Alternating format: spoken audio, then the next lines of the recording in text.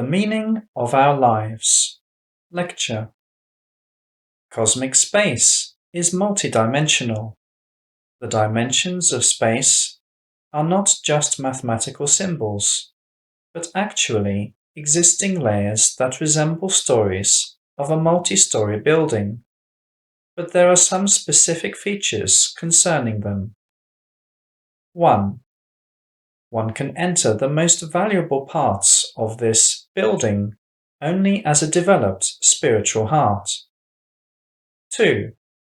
Each of the basic hall's stories is unlimited in size. 3. The hall's stories differ not by height, but by the depth of their location, by the state of energies in them. The stories of the most subtle energy state are the deepest, while the grossest stories are on the periphery of this structure. The deepest hall story is the abode of the Creator. In most cases, when we say or hear the word God, we have to understand it as the primordial universal consciousness, that is, the Creator. The purpose of our evolution is to seek to cognize the Creator in His abode and to merge as a consciousness, soul, with Him. The main part of every one of us, the part which is capable of fulfilling this task, is the spiritual heart. It has to burn with love for the Creator, be refined to the divine level of subtlety, and be grown to divine sizes. The mind of such a spiritual seeker has to be developed enough to avoid false ways and illusions of pseudo-achievements on this path. He who has reached the abode, settled in it, and then comes out from it with a part of himself to help incarnate beings, is called the Holy Spirit, Brahman. And he who, having merged with the Creator, lives also in a human body, is called Christ, Messiah, Avatar. These words are synonyms. From the above said, it is clear that God the Father, Christ, and the Holy Spirit are indeed consubstantial. This is where the idea of the Trinity comes from, which was reduced afterwards to the level of folk tales. Let me repeat again that the primary meaning of the word God is the Creator dwelling in His abode. And from the above said, it must be clear that a Christ is also God, and the Holy Spirit is God as well. Sometimes this word is used to denote everything that exists in the universe, including the Creator, all aspects of His creation, and the construction material for it. In this case, this one universal organism is denoted by the term the Absolute, i.e., God in the aspect of the Absolute. In this universal, multidimensional superorganism, in the Absolute, everything is correlated, controlled, and nothing happens by chance. It is really one, and in this aspect, it resembles the human organism, which is also multidimensional. From this, we can understand the biblical idea that man was made in the image of God. That is, the multidimensional structure of the human organism is similar to God in the aspect of the Absolute. But it does not mean that God the Father looks like an old man on a cloud. Inside the universal organism of the Absolute, vital processes of transformation of the constituents go on, as it is the case with the human organism. This constitutes the universal evolution.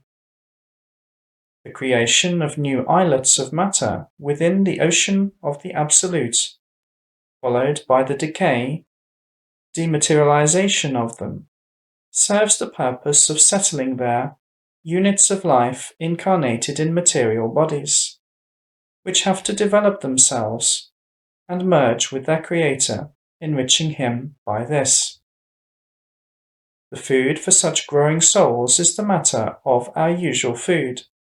So, some souls, having achieved perfection during the incarnation, merge with the Creator. Others who did not have time to accomplish this get stuck at a certain stage of their personal evolution. They will have to get embodied again. Another group of souls is a waste of the organism of the Absolute. They get cast into the outer darkness, i.e., into hell. By using our free will, i.e., the freedom to choose the direction of our development, we can form our destinies.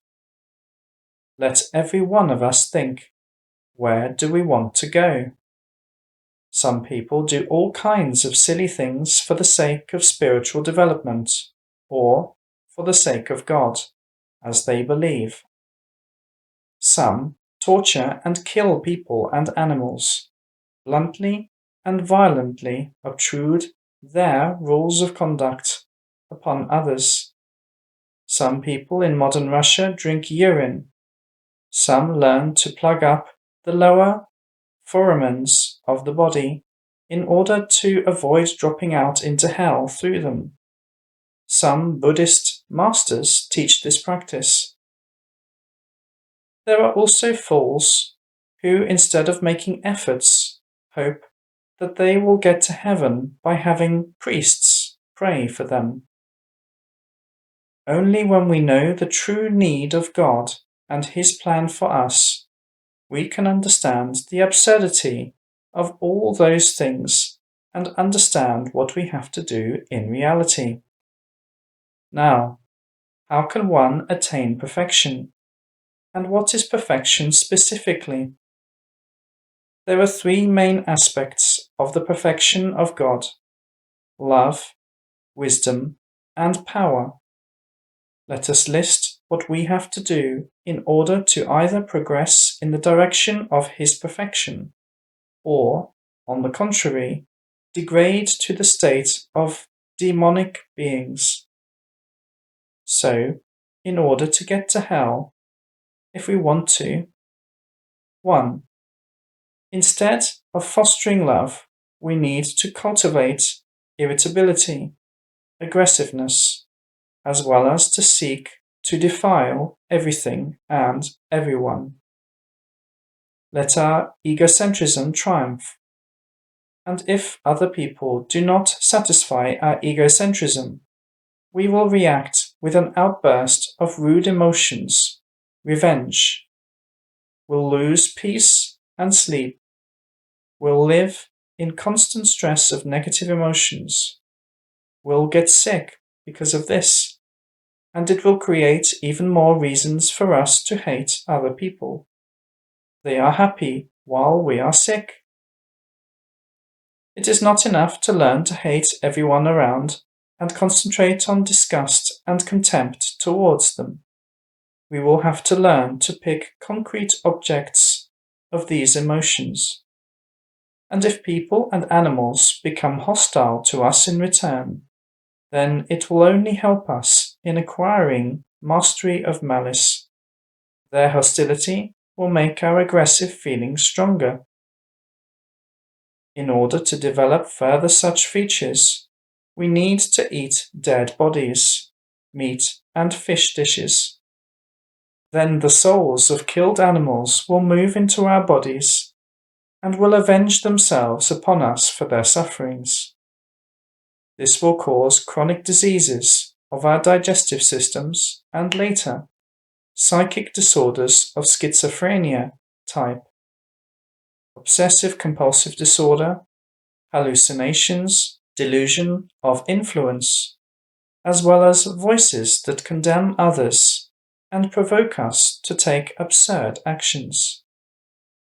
Also, we have to attune to the most coarse kinds of music and songs, with violent and defiling content, using obscene language preferably. By the way, if we use obscene language as a means of defiling other people and intensifying negative emotions, it will help us in making faster progress in this direction. As for esoteric techniques, concentrating in the Ajna and Manipura chakras can be of great help for this purpose. Practicing all these methods will make us devils in the course of our lives in the physical bodies, and we will retain this devilish status after death. Thus, our going to hell will be guaranteed. 2. Our intellectual activity has to be directed at devising special programs of further self-development in this direction. For this purpose, it would be helpful to study the experience of other people who succeeded in this. For example, we can practice self-identification and attuning to the most prominent fascist politicians and black magicians' devils who make a living by healing practice. 3. In order to become even more powerful devils, we may use special kind of training on negative places of power. There, we can accustom ourselves with different types of hellish states, powerful aggressive emotions, paralyzing anger, hopeless despair, and depression.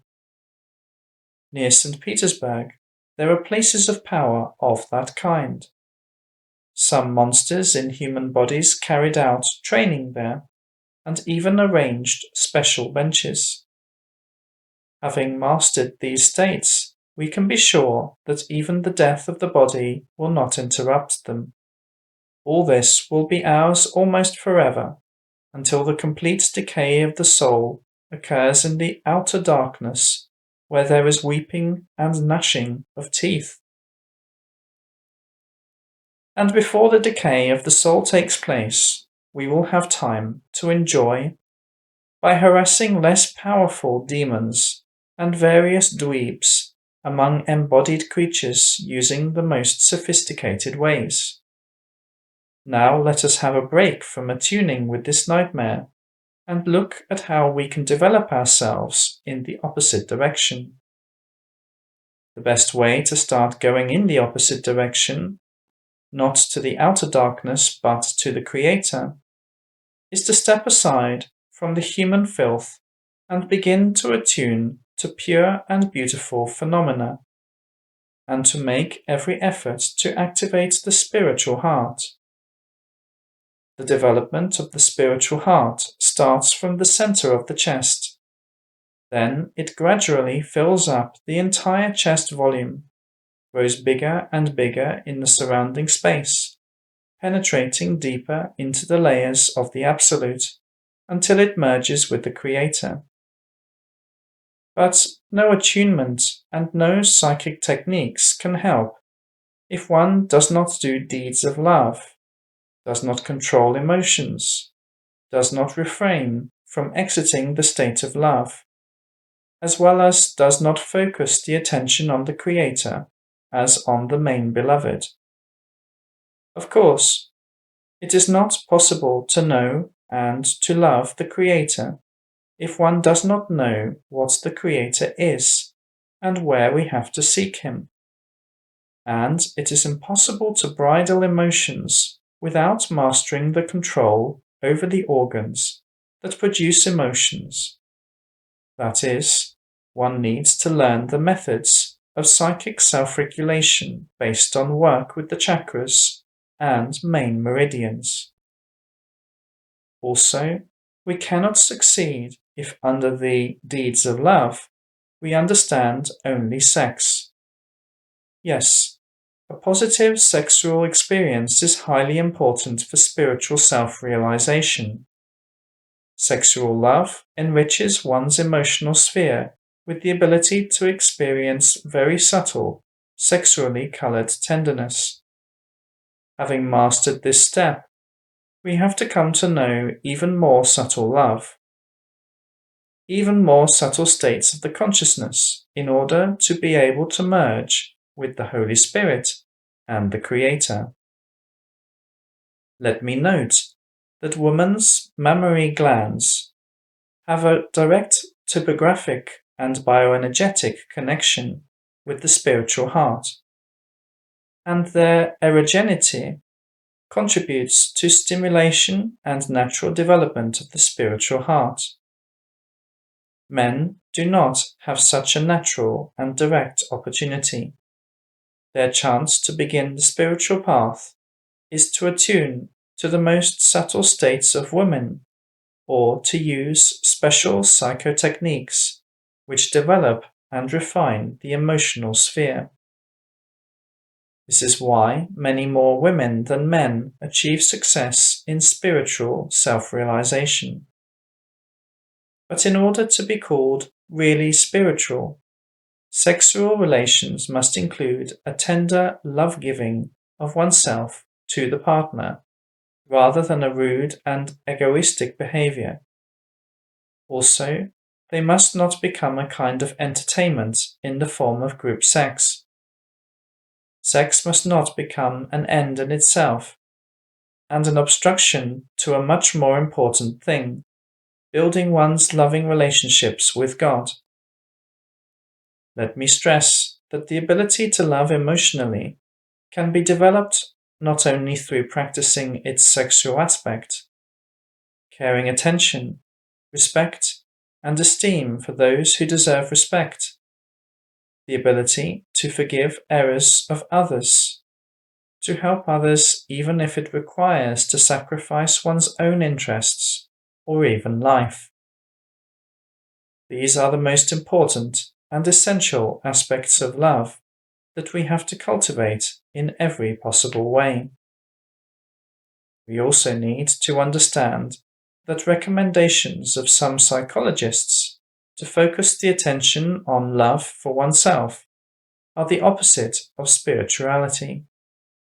True love implies self-forgetting for the sake of others, and this becomes possible only if one sensibly abandons attachments to earthly welfare and even to life in the body. Let us start learning to love, helping even plants. If we see a dry bough hanging on a living branch of a tree, let us remove it. If someone drops a piece of tin plate, plywood, or board on the grass, deprived of light plants are doomed to death. Let us save them. When we see that someone defiled a tree by putting a dirty rag or an empty bottle on it, let us remove it, so that this living, evolving being can continue perfecting in its natural beauty. It is not compatible with love to make a fire without an absolute necessity, if it injures living plants, to cut flowers for bouquets, to participate in killing spruces and pines for Christmas for the sake of watching how they die slowly. It is necessary to understand that in the bodies of animals and plants, the same process of evolution of units of consciousness goes on just as in our bodies, and we must not cease it on our will unless it is absolutely necessary. An example of such absolute necessity is using plants for food, for construction, and so on. We may kill animals only if we are defending ourselves or others. Let us recall one of the commandments that God gave to us through Moses. You shall not kill. But neither Moses himself nor almost all Jews kept this commandment. Jesus Christ also declared this principle, but all mass movements that call themselves Christians did not pay any attention to this commandment of God.